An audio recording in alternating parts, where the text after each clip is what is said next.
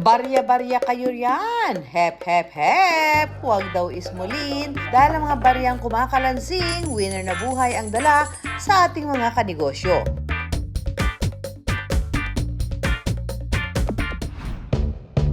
Nakapag-ride na ba ang lahat? Si Ultimate Star Jeneline Mercado astig na astig sakay ng kanyang big bike with her hubby na si Dennis Trillo. Humaharurot din sakay ng motorsiklo si Clea Pineda, Miss Universe Philippines 2023 Michelle Lee at Chika Minute host Iya Villania Arellano. Kahit na may kaakibat na panganib ang pagmumotor, may iwasan na aksidente kung palagi mag-iingat at magsusuot ng mga protective gear gaya ng helmet. Pero dahil tag-ulan na, hindi maiwasang mabasa ang mga helmet na dahilan para magkaroon ito ng amoy. Worry no more dahil may solusyon na raw dyan. Presenting ang helmet cleaning vending machine ng 27-year-old engineer na si Joyce. Lumipad pa Singapore si Joyce para personal na makita ang machine. Pinakita sa akin yung machine, kung paano nagwo-work. Maganda talaga siya dito sa Philippines kasi malaking country compare sa kanila, tapos mas marami yung motorcycles dito. Pero walang machine na ganyan. Kumuha si Joyce ng pao ng 10 vending machines at inilagay sa iba't ibang lugar. 50 pesos ang presyo ng bawat palinis. Kung walang 50 peso bill, pwede rin maghulog ng barya basta mabuo ang 50 pesos. Pwede na rin daw ang digital payment. Tumatagal ang isang cycle ng 520 seconds o may kabuo ang 8 minutes and 40 seconds. Mayroon itong 5 cleaning process. Una na rito ang fog sanitizing. Sa pag-sanitizing po, so meron po tayong mist ng disinfectant para ma-disinfect yung helmet mismo. Nasa second cleaning process na tayo, yung UV sanitizing. Meron tayong UV light sa gitna ng machine natin para nakafocus tayo sa pag-clean ng interior ng helmet. Nasa third process na po tayo, yung ozone cleansing. Isa po ito sa importanteng process ng machine natin. Nagre-release po ito ng chlorine smell para ma-purify pa po yung interior ng helmet natin. Yung next step po natin is yung high heat drying para ma-blow po yung mist na nirelease kanina sa first step. So fifth stage po ng machine natin is yung pag-release po ng fragrance or yung pabango po para mas maging fresh na po yung helmet natin. Milyon daw ang inabot sa puhunan para mabili ang 10 machine at maipadala rito sa Pilipinas. Marami na raw ang interesado maging distributor ng kanilang vendo machine. Ngayon po, binibenta namin siya for 265,000. Included po doon yung liquid solution na 20 liters, tapos fragrance niya po. May warranty naman din po kami and after sales support. Ang kita raw ng bawat isang machine nakadepende sa lokasyon nito. Usually po ang average talaga daily 10 helmets. 30K siya per month and then medyo mabilis yung ROI. Maaari pa raw itong mas lumaki depende kung gaano katao sa paglalagyan. Ang kagandahan daw sa pagnenegosyo ng vendo machine, hindi ito kailangang tauhan at bantayan. Parang passive income na din talaga po eh. Kasi once na meron ka nang na-establish na vending machines sa maraming location, mag-wait ka na lang din talaga ng kita. Yung collection na lang po per week, per month, gano'n na lang po. Kung meron po kayong naiisip na idea, umpisahan nyo na. Huwag nyo nang antayin na meron pang ibang taong mag-start din nun.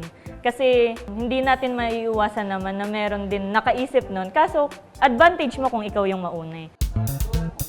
Sa iskinitang ito sa Caloocan, hindi pa man sumisikat ang araw, marami nang nakatambay. Ano kayang ganap nila sa buhay? Kanya-kanyang hawak ng cellphone para maki-Wi-Fi?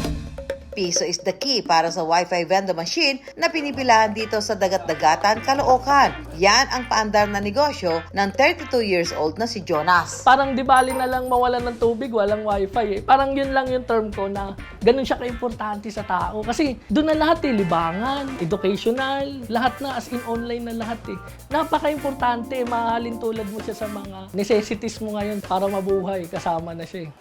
Kahit ang mga kapitbahay na nakatambay sa labas ng bahay ni Jonas, relate na relate. Nakakausap natin yung mga nasa malayong lugar like ng family ko. Unlike before na text, sulat, mahirap. Napakaganda na naisip niya kasi marami siya natutulungan. Kung walang wifi, mahirap eh. Lalaro sila ng ML, 5 sila dyan. Dinadayo talaga nila kasi magkakasama sila eh. Although may mga sarili-sarili silang internet, iba kasi yung experience pag magkakasama sila naglalaro, tabi-tabi sila naglalaro. Hindi kahit ni Jonas ang partner at kapatid niya na bumili ng piso Wi-Fi vending machine. Dahil wala pa siyang perang pangpuhunan noon, natutuhan na rin daw ni Jonas ang pag-repair at pagbuo ng unit. Babayad kami ng labor. Napaisip ako, sabi ko, ba't hindi ko i-try? Hanapan ng ibang solusyon. Tingin ako sa YouTube, sali ako sa mga group, tanong-tanong. Bumili siya ng mga gamit sa pagre-repair sa halagang 1,000 pesos na hiniram niya sa kanyang partner. Nang makita na malaki ang potensyal ng negosyo, sinubukan niyang mag-resell ng piso Wi-Fi vending machine. At nang makaipon si Jonas ng 20,000 pesos, bumuo siya ng 3 units ng piso Wi-Fi para sa kanyang sariling pwesto. Sinuportahan din siya ng kanyang nanay. Mahigit 200 units na raw ng piso Wi-Fi ang nabuo ni Jonas. Nakita ko yung importansya sa ibang tao lalo yung mga nangungupahan. Win-win kami makagagamit siya ng serbisyo ng piso Wi-Fi.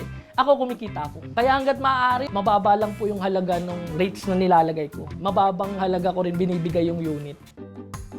Mula sa barya-baryang kita ni Jonas noon, kumikita na rin siya kahit papaano ng 5 digits kada buwan. Dapat marunong ka po mag-distinguish ng mga POI, point of interest. Halimbawa, basketball court, yan, mga tambayan. Magla-live yan sila eh.